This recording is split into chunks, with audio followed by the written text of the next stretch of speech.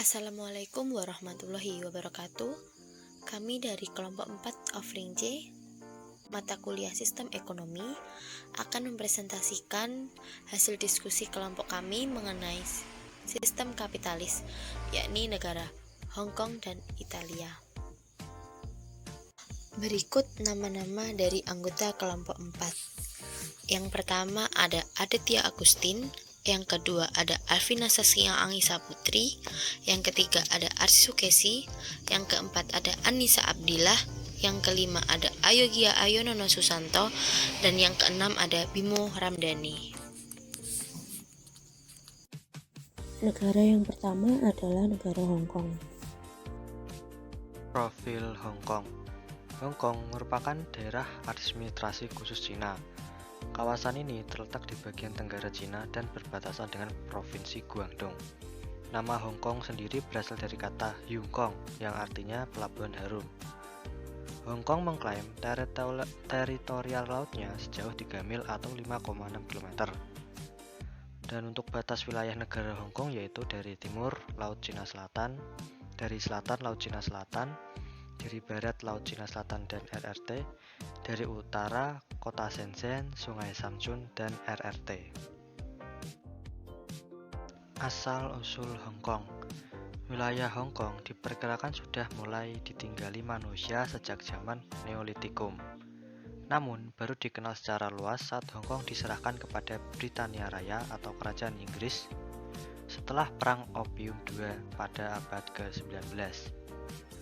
Setelah sekitar 156 tahun dikuasai Inggris, Hong Kong akhirnya dikembalikan kepada Cina pada 1 Juli 1997.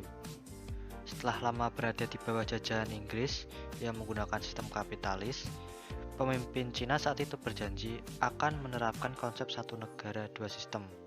Dengan kata lain, konsep tersebut menjamin Hong Kong tetap dengan sistem kapitalis dan Cina tetap dengan sistem sosialis. Perencanaan Hong Kong. Menjelang pengembalian Hong Kong ke Cina, Deng Xiaoping, pemimpin Cina saat itu, berjanji akan menerapkan konsep satu negara dua sistem. Konsep tersebut memberikan otonomi kepada pemerintah Hong Kong seperti pada sistem hukum, mata uang, bea cukai, imigrasi, peraturan jalan yang tetap berjalan di jalur kiri, kecuali urusan yang menyangkut pertahanan nasional, dan hubungan diplomatik yang tetap ditangani oleh pemerintah pusat di Beijing, Cina. Cina maupun Inggris sepakat bahwa Hong Kong akan tetap dijadikan sebagai kota pusat finansial global. Pemahaman tentang Hong Kong harus dimulai dengan transformasi kapitalisme. Transformasi ini membuat Hong Kong menjadi kota global. Banyak sarjana membahas bangkitnya Hong Kong menjadi terkemuka sebagai fenomena pasca Perang Dunia dan menjelaskan keberhasilan sebagai kemenangan kapitalisme pasar bebas. Pengendalian Hong Kong. Hong Kong menjadi pusat kapitalisme Cina. Hong Kong memikul peran ini segera setelah pendiriannya pada abad ke-19 dan melanjutkan peran ini hingga Perang Dunia Kedua. Kemudian, setelah Perang dan Revolusi Cina, Hong Kong menjadi lokasi pertama bangkitnya kapitalisme Cina meskipun dalam bentuk yang berbeda. Hong Kong terkenal menjadi salah satu pusat keuangan dunia dengan menerapkan sistem ekonomi kapitalis. Pada sistem kapitalis tersebut, Hong Kong menerapkan rendah pajak serta perdagangan bebas. Tidak hanya itu saja, perekonomian di Hong Kong yang begitu pesat menjadikan negara ini sebagai salah satu pusat perdagangan dan kantor pusat bagi korporat besar di kawasan Asia Pasifik. Hamilton menjelaskan bahwa keberhasilan kapitalisme di kalangan orang Cina dan ekonomi yang dikuasai etnis Cina di luar Republik Rakyat Cina dikarenakan model Cina dalam keahlian kapitalisme didasarkan pada keahlian individu atau bottom up individual dan strategi keluarga atau family based strategies. Keberhasilan sistem ekonomi Hong Kong. Pemerintah Hong Kong melaporkan pertumbuhan ekonomi pada kuartal pertama 2021 mencapai 7,8%. Ini merupakan pertumbuhan ekonomi tertinggi dalam 11 tahun. Pencapaian ini pun merupakan kabar baik usai perekonomian jatuh ke titik terendah pada tahun lalu akibat pandemi COVID-19. Dari sisi kuartalan, kinerja tersebut merupakan yang terbaik sejak kuartal pertama 2010. Realisasi itu juga menandai akhir dari penurunan pertumbuhan ekonomi Hong Kong selama 6 kuartal yang dimulai pada kuartal ketiga 2019. Menteri Keuangan Hong Kong Paul Chan Mo-po mengatakan pemulihan ekonomi Hong Kong bergantung pada upaya vaksinasi COVID-19 yang sedang berlangsung, pengeluaran yang signifikan untuk pekerjaan umum, dan pemanfaatan peluang bisnis yang berkembang di seberang perbatasan. Pemerintah memproyeksikan PDB full year 2021 akan tumbuh antara 3,5% dan 5,5%. Kenaikan itu merupakan pertumbuhan kuartalan tertinggi sejak data statistik terkait pertumbuhan ekonomi pertama kali diterbitkan pada tahun 1993.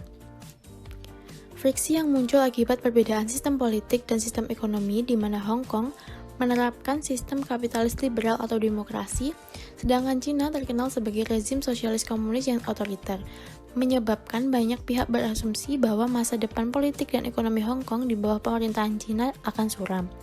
Pemerintah Hong Kong menerapkan good governance dengan menjalankan pemerintahan berdasarkan hukum yang menjamin akses pasar yang bebas dan jaminan atas hak milik pribadi dengan didukung pengawasan dan keseimbangan oleh civil society.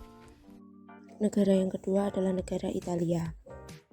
Italia terletak di Eropa Selatan dan terdiri dari semenanjung Italia yang berbentuk sepatu boot dan sejumlah pulau termasuk dua yang terbesar yaitu Sisilia dan Sardinia.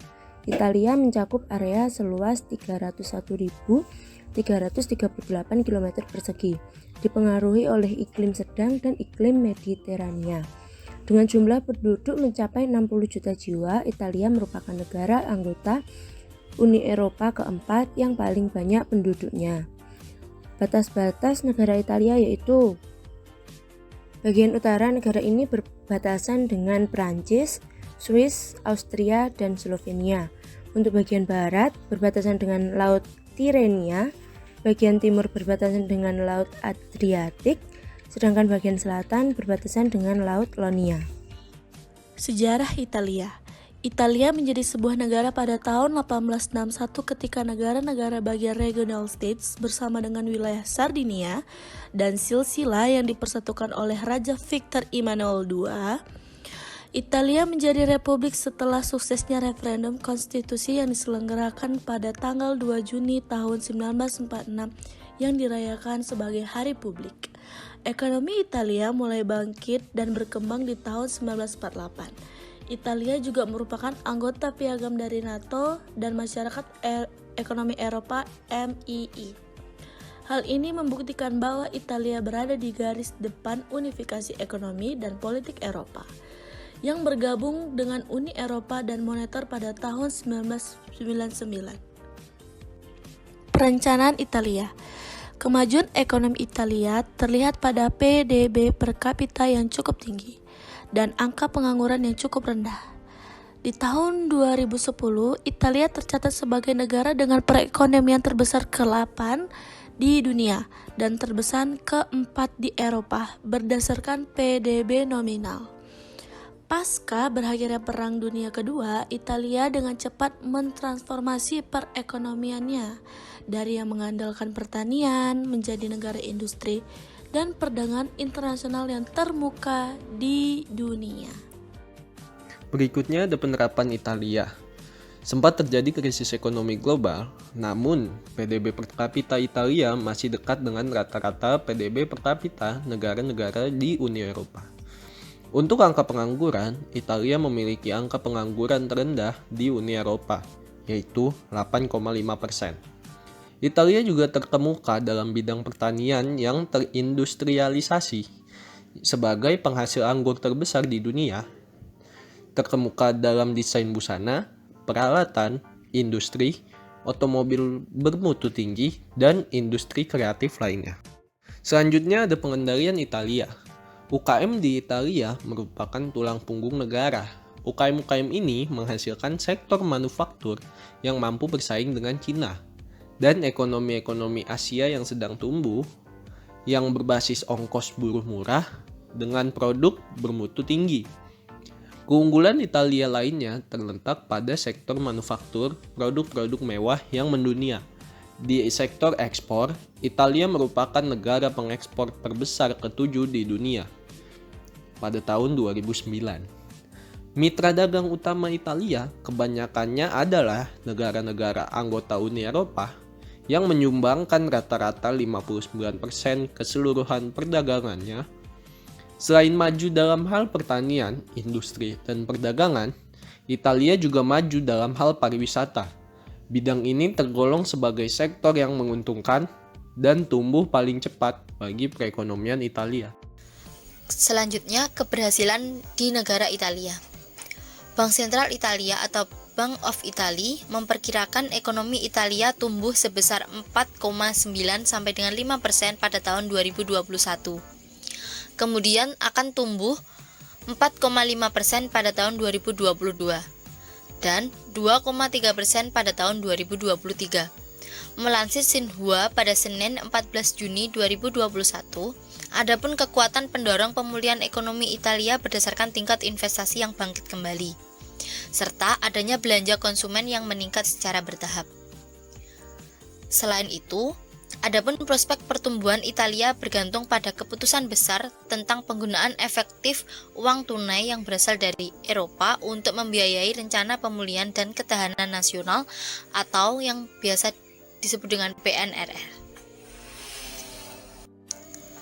Terima kasih. Sekian presentasi dari kelompok kami. Apabila ada kurang lebihnya kami mohon maaf. Wassalamualaikum warahmatullahi wabarakatuh.